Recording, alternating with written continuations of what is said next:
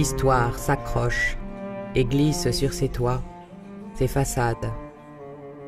Suspendue aux gargouilles, emportée par les âges, la mémoire se scelle sur les voûtes pour nous rappeler que nous sommes ici au cœur d'un creuset de notre histoire, la basilique de Saint-Denis, nécropole des rois de France.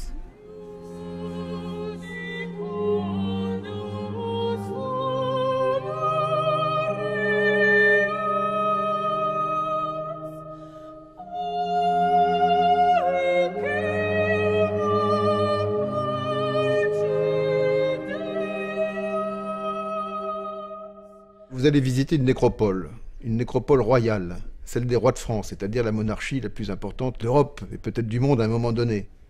Au départ, il s'agit d'un édifice civil dont les finalités sont économiques, sont judiciaires. Et avec la conversion de l'Europe au christianisme, elle a signifié, grâce à Constantin, un édifice de culte. Le mythe qui a été créé sans doute au 5e, 6e siècle, c'est que Saint-Denis est venu christianiser Paris et finalement les Romains ont été inquiets et donc Saint-Denis a été traduit en justice et il a eu la tête tranchée. Saint-Denis marchait ensuite en tenant sa tête jusqu'au cimetière de Catullus où Sainte-Geneviève a retrouvé son corps et a construit une basilique. La basilique de Saint-Denis a été choisie par la dynastie carolingienne à ses débuts, c'est-à-dire avant Charlemagne. C'est d'abord Pépin le Bref qui choisit de recevoir le pape dans cette basilique qui symbolise en quelque sorte l'évangélisation de la Gaule. Et la grande transformation s'est faite sous Charlemagne, qui a décidé de reconstruire la basilique construite par Sainte-Geneviève. Petit à petit, l'idée que l'endroit normal où un roi de France va venir et vivre sa dernière demeure, dans le sommeil jusqu'au jour du jugement, ça doit se passer à Saint-Denis. À l'époque carolingienne, elle a été désignée comme abbatiale. Et ensuite, au XIXe siècle, on a repris le terme basilique. Et enfin, récemment, lorsqu'on a créé des nouveaux évêchés autour de Paris, elle est devenue cathédrale, c'est-à-dire l'église du peuple de Saint-Denis. Le monde descend dans notre fosse alors que nous le quittons. Nous voici donc dépouillés et magnifiés pour l'éternité. Ce lit immuable ne se réchauffe que d'un froid soleil. Ici, plus rien ne demeure, excepté l'image de nos corps. Pendant l'ensemble du Moyen-Âge, bien sûr Saint-Denis reste un lieu de prédilection, et c'est en fait Louis IX qui va définitivement établir Saint-Denis comme une basilique funéraire de l'ensemble de la dynastie royale. La première sépulture royale, c'est la reine Arégonde. Elle est enterrée sous la basilique et les premiers monuments funéraires apparaissent au XIIIe siècle. Les gisants royaux se sont imposés tout de suite après, notamment à partir de 1231. Le Moyen-Âge est un monde platonicien. Le Moyen-Âge figure une idée. Et dans le gisant, on représente non pas le mort, mais on représente le corps de celui qui va ressusciter. Et c'est ainsi qu'il a environ 30 ans, l'âge du Christ. La notion des deux corps du roi dans une forme de révérence faite à la dépouille royale correspond en fait à l'idée que le roi ne meurt jamais. Ce qui fait que vous avez le corps périssable, qu'on ne verra pas, qui est enseveli, et le corps toujours visible pour l'éternité dans ce sommeil qui attend le jugement. L'architecture de la basilique de Saint-Denis est évidemment un élément essentiel du processus artistique créateur qui résulte de cette alliance de la monarchie et de l'Église. Sujet à imaginer l'idéologie monarchique, c'est-à-dire à donner une consistance à ceci, il est considéré le roi comme un prêtre, et donc avec des relations directes avec Dieu. L'abbé Suger reprend des constructions antérieures en y ajoutant le portail et le chœur, en renouvelant entièrement l'architecture. C'est un peu ce que fait également l'abbé Eudes au XIIIe siècle, lorsqu'il fait édifier le transept et la nef dans le style rayonnant. C'est ici même que les colonnes, les voûtes vont s'élever vers la lumière. C'est ici-bas que les esprits engourdis se doivent de ressurgir, au cœur de l'histoire.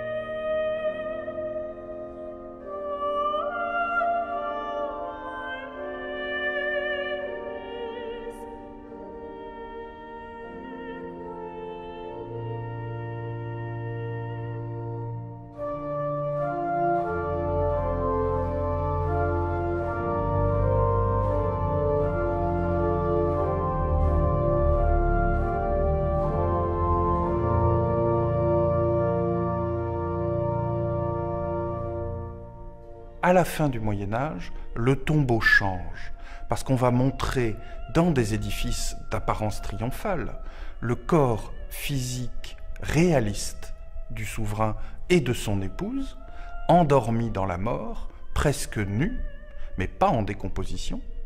Et au-dessus, on va voir apparaître le même souverain, la même reine, en habit somptueux, habit de sacre le plus souvent, en train de prier pour l'éternité. Au tournant des années 1400, la mentalité religieuse évolue et on va voir apparaître le rappel que le corps est périssable, y compris dans sa représentation sculptée. C'est ainsi qu'apparaissent, mais pas pour les souverains, la notion de transi, le transi étant le corps en rigidité cadavérique, en cours de décomposition, où on voit sortir les vers, les insectes s'accumuler.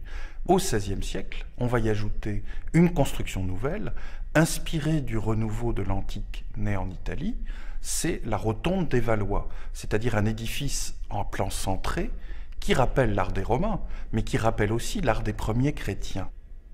Il y a, à la fin du XVIe siècle, une véritable rupture, conséquence probable des guerres de religion et de la contre-réforme. Après la rotonde des Valois voulue par Catherine de Médicis, il n'y a plus de tombeau royal créé à Saint-Denis. Et on voit se dresser une construction destinée à enfermer les plus beaux tombeaux Renaissance pour les rois du XVIe siècle à Saint-Denis. Le temps peut se faire et se défaire. Le pouvoir n'a qu'une vie quand le balancier décide de le faire redevenir poussière. D'émeute en révolution, le rêve d'un temps nouveau s'affranchit alors de ses reliques.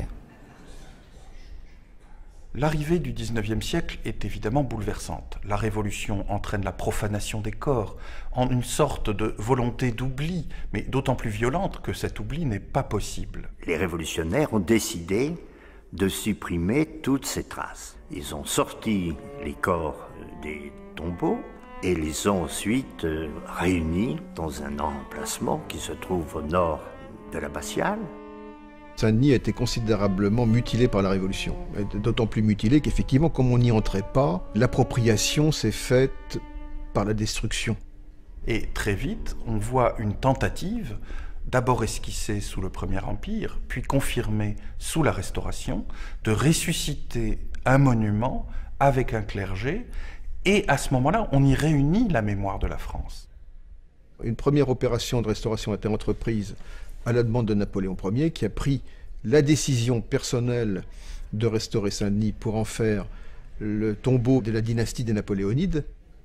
Et à partir de là, les travaux de restauration se sont suivis, mettons jusqu'aux années 1840, dans une optique qui est celle du romantisme et de la révolution industrielle. Et puis, à partir de 1845-1846, une réaction se fait contre tout cela, le chantier devient l'un des grands moments de la restauration monumentale à la manière de Viollet-le-Duc, c'est-à-dire le retour aux techniques d'origine et aussi destruction des restaurations antérieures.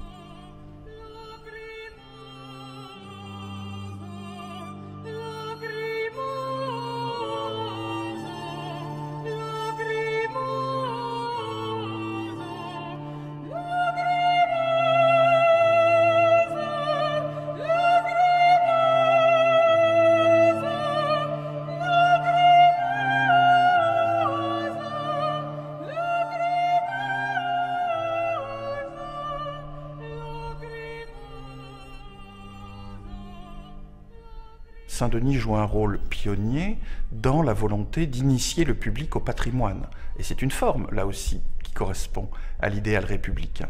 Mais en même temps, c'est une façon d'assumer l'ensemble de l'histoire de France qui, je crois, se perpétue. L'édifice lui-même a fait l'objet de restaurations absolument considérables qui en font peut-être l'un des monuments majeurs, des monuments clés de l'histoire de la restauration et de l'histoire du patrimoine au XIXe siècle et au XXe siècle. Mais la basilique de Saint-Denis reste à la fois sur le plan artistique et comme lieu de mémoire un monument absolument incomparable de notre patrimoine et qui nous enseigne sans doute bien encore davantage. Il subsiste tellement de restes et on y a fait tellement de travaux par la suite, il s'y attache tellement de souvenirs que malgré toutes ces mutilations, Saint-Denis reste un lieu incontournable de l'histoire mondiale. Enfouis et déterrés, détruits et restaurés. Que sont alors pour nous ces façades, ces tombes, ces gisants, sinon le sacre intemporel de notre histoire?